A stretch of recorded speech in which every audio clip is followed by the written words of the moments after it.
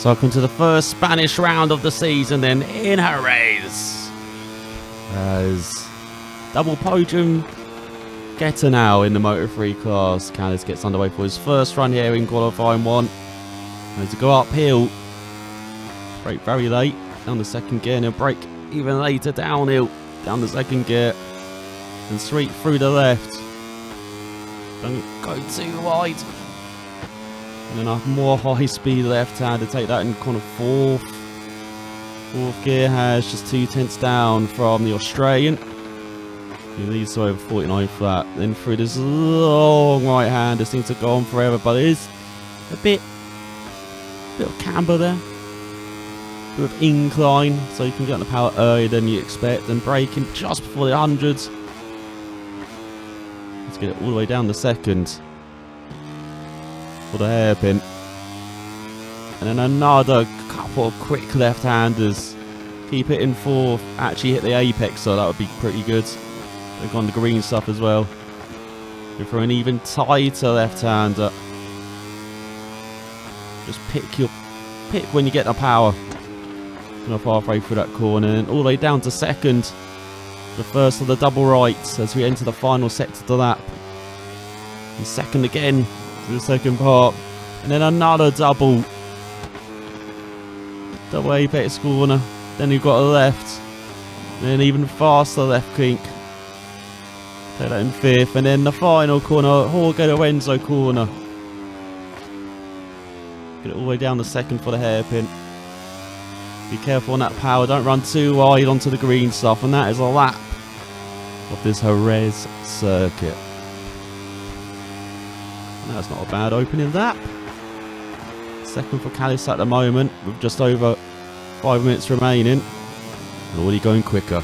As they go out the final corner, and it's like Callis going to be on mid 48 at least. As it's a 48.5. I guess we've got to get used to this now, as Callis at the top in qualifying one, along with Jacob Rollstone. Great performance on the gas guard, joining him in qualifying two, along with Scott Ogden and Yamanaka. Adrian Fernandez, a big name missing out, along with Bertelli, as well as the teammate down in sixth. Now here goes Callis, first flying lap. As you can see, he's only got time for one more, as well as it's a 48.3, top 5. He needs to find a couple of tenths though. Final lap of the session. Oh no! As it's David Alonso at the top then. The Colombian a 10th ahead of Suzuki and Vaya, joining his teammate on the front row. Then we've got Ortodo on home turf leading the second row ahead of Callis and Algado. Then is Ruda in 7th ahead of Kelso and Zabi. And you've got Nepa, Esteban, Furasato. There's a fast starter down in 12th. Watch out for him. You've got Carraro, Rossi, Munoz. I swear my pronunciation's getting worse, doesn't it? We've got Yamanaka, Rollstone, and Ogden rounding out row 6. So we are from the middle of the second row. The lights go out for 8 laps in Spain. Who will reign at the end of this? Well, it's looking like Callis. Cracking start. Trying to get ahead of Vaya. Well, his teammate Suzuki leads the way ahead of Alonso. Ortoda down to 5th. Everyone gone a bit wide actually into turn 2 there. Ortoda wanted to get into it early with Callis. Not the best of buds. And Holgado, who's in 6th. We've got Kelso up to 7th. There's already track limits for Zabi as well on the KTM. As we go onto the backstretch for the first time, then approaching the hairpin where we see lots of actions over the years. It looks like we might be seeing the Asfana making a move. Not quite. There's Alonso, great braking on the Colombian. Let's go for this fast middle sector. Got to be careful not to go too wide, especially into this left-hander. Vulture's waiting to pounce all the time there. It looks like the Swiss riders have been nicked. The track limits. Not seen lots of them. We saw quite a lot in Central America, so interested to see how many track limits we see in this race. As Nepper's into the top 8 now as well, looking back. And it's like, it's not quite got the pace of the top 3. They're already trying to make a bit of a break for it, aren't they? They're on here. And I'll tell you, they're not really troubling the South African. After that, move into the second corner. It's the end of that one then. Suzuki, the veteran, leading the way. And over Alonso and Via. It's Callis or Toda. It's all a bit wide, Callis. I know you can break deep into that corner, maybe not that deep though. As all the two in front going side by side. Alonso pushed very wide as there's a Nirvana 1-2. Of the CF Moto, of course, they're all KTMs in front. Yeah, I'm talking about you, Alonso. Oh, and he's down! Oh, was he distracted? What happened to the Colombian for the second race in a row? It's a disaster for the pre-season title favourite. And he's out! He's out of here! Can you believe it? What has happened to the Aspar right these last couple of races? I know it's early in the championship, but still, you don't expect to see mistakes from him like that. So it means it's a final 1-2. Callis the lead, Honda in third. They've got the KTM of Ruda behind in fourth. As for Sato, your one-away winner last time out, getting gone for track limit warning into the top 8 as well. I told you, watch out for him making a fast start in his only good position. With his fellow countryman Yamanaka. So getting done for track limits. As behind and out top 5 is Ortoda, head of Nepper and Kelso. There's the top 3 kind of spread out here. Early on, again, no pressure behind for Callis. Just sitting behind the two Asvanas here. At the end of a dramatic second lap. And that which has changed the complexion of this race, because someone else is down in sector 4. It's one of the no doubt pre-race favourites, Alonso, out of here. And how well his teammate Esteban is doing as well. Not many youngsters on the grid having their first taste of Moto3 action this year, along with Callis. Yeah, what the rookie's doing as a bit wide bomb. The Dutchman in front. There's, lots of track limits now. It's like Nepper, Kelso, Ferraro as well. Oh, Matteo, what you doing? As you can see, lots of warning showing up now on the left-hand side. Not for this top 5 though. It looks like Canny's kind of easing in to the back. The Dutchman in front. You can see almost a second gap behind. And the teenage Spaniard who kind of home hopes it. There's no Spaniard in the top 3, which is a bit of a rarity nowadays. In Moto3 or any class. Of Moto2 or MotoGP as well. Or Moto E. So looks like we are catching up to Suzuki as well. I'm not sure if he's just backing it off, he's just saving the tyres a bit. We're over 150 Grand Prix worth of experience in the leaders. Oh, Callis! Almost losing it on the curb. He's lost lots of time in front. Let's go across the line for the third time. Onto the 4th lap of the race. 49.1 as once again messing up the first corner. You see it's a second gap in front now. Asvan is trying to make a bit of a break for it. Let's see if Kaz can regain himself after those mistakes. No doubt thinking of tyre wear as well. He's gone for a soft front, medium rear. He's got to look after his front tyre a bit. As Ross has got to look out for track limit warnings along with the long tyre rider as well.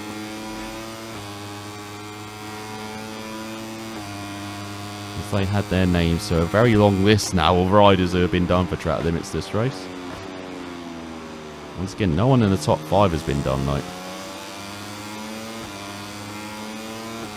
As we do have the teenager catching up to Caddis. 3/10 the gap. Remember, a lap ago it was 9. So Caddis is really not put himself back into that rhythm, has he?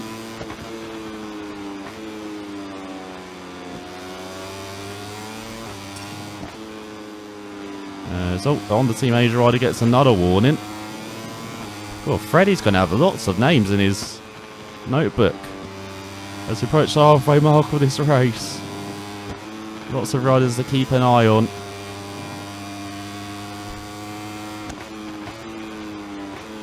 It's good last sector though. He's not missed up the final corner for once. So the gap to the Husqvarnas then, 8/10, 6/10 behind. As we go on to lap 5. In a quiet race at the front, apart from, of course, the second lap. The Colombian Dave Alonso just around here. Exited the race.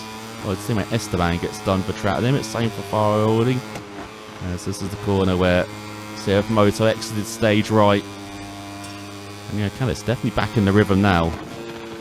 So, Vire's been done for track limits along with Rossi. The first rider in the top 5 to be done for track limits, Warners. I didn't really notice how wide he went there. Maybe just touched the blue stuff.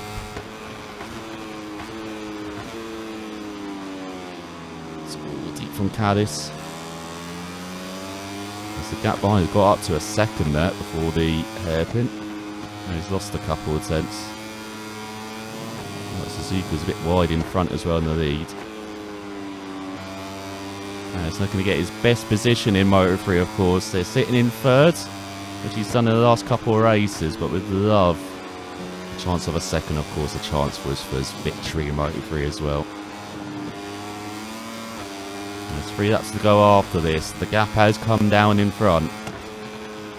Not just to Via, but to Suzuki as well. As I said, I'm not sure if the veteran's just managing his tyres or just controlling the pace here, but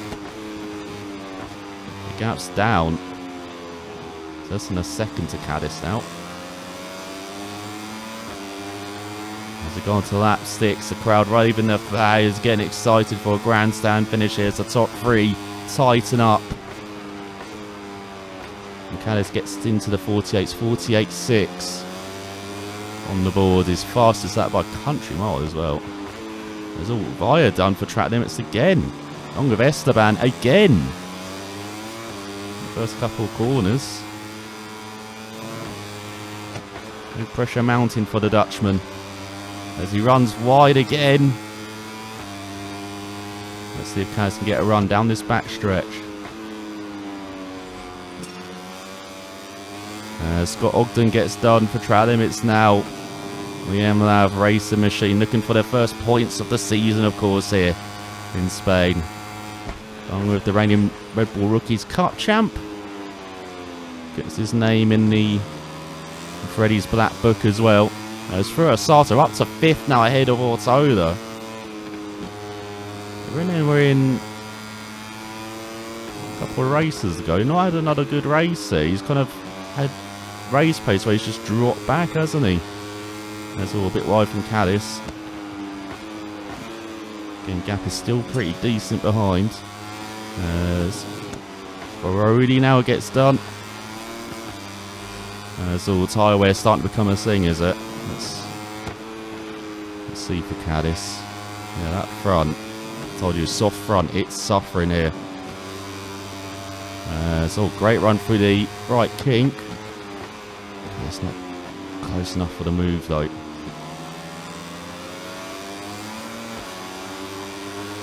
going to the penultimate lap of the race, and it looks like Suzuki has now pulled the pin. Gap of over a second to his teammate. Through Sato gets on track limits warnings as always. He sets the fast lap of 48.3.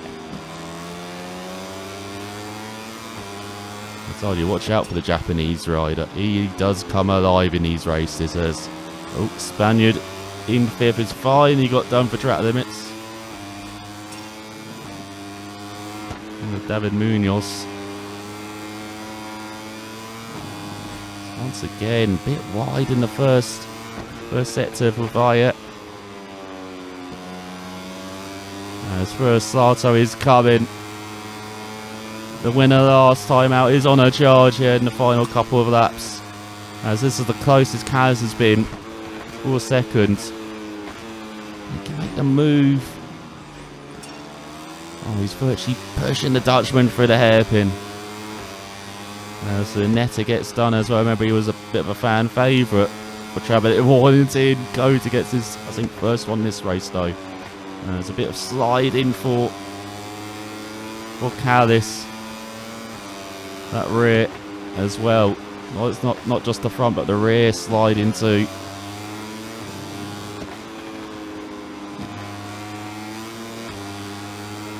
There's just one lap to go with a couple corners as well. Sato really closing in as well as Via with a poor run. As Kaz just sweeps around the outside up into second finally. Just on for track limit warning. Not sure about that, Freddie. Gonna look a clean manoeuvre.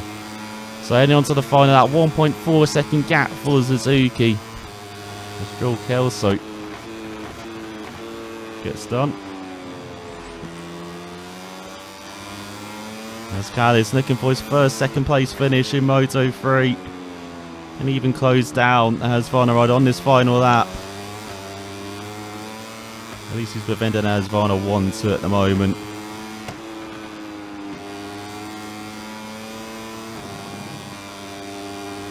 There's 1.4 second gap in front. As all first Sato gets done for track limits. So a bit wide from. Let's head on to the back stretch though. He might get a good run down this back stretch. Might be able to be out of dive bomb zone. Via. Well, his teammate gets done now. Oh, they're popping up literally every corner now. The track limit warning. It's the final lap. Everyone's pushing like a hell. Good Via. He wants his second place back. Wants to make this as final 1-2.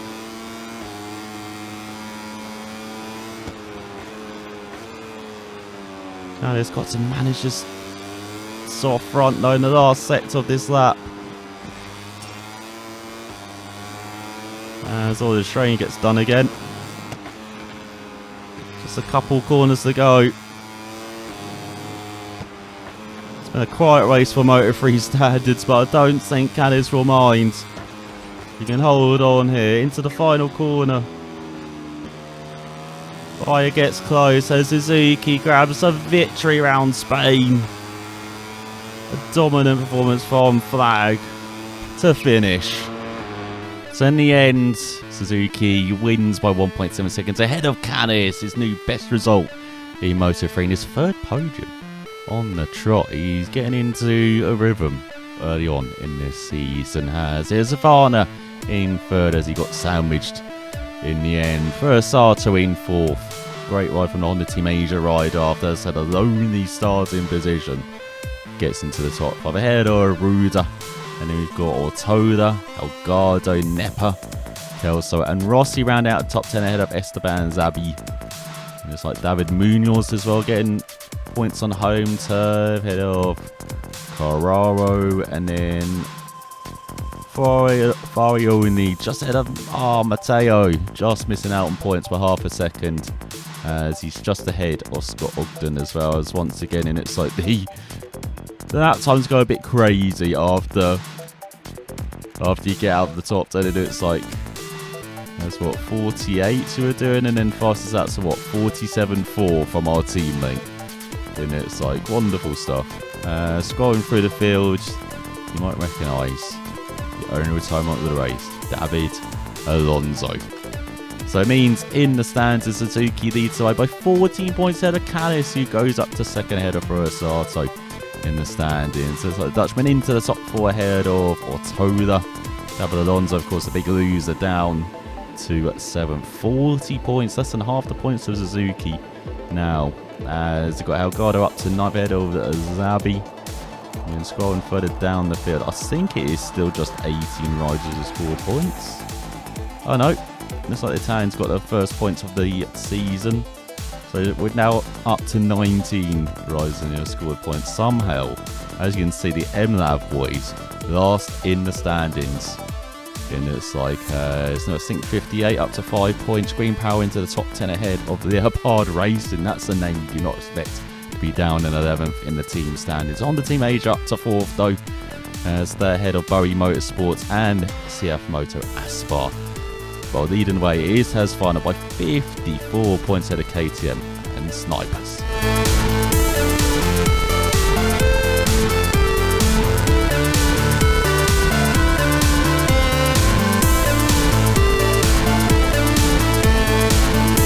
Our reputation just keeps growing, doesn't it? As in it, so we've got the Spanish teenager commenting on Callis's good result. It doesn't belittle the great job of the entire team. We just have to do better and finish in front at Le Mans. Haven't had an easy time. This was always I was hoping for the team. You've had an easy time, Callis. You've got your third podium on the trot. Yeah, the race went well. Knowing I've managed to annoy my rivals a bit is good motivation for it. He's just going to piss off the whole grid, I think, is Callis.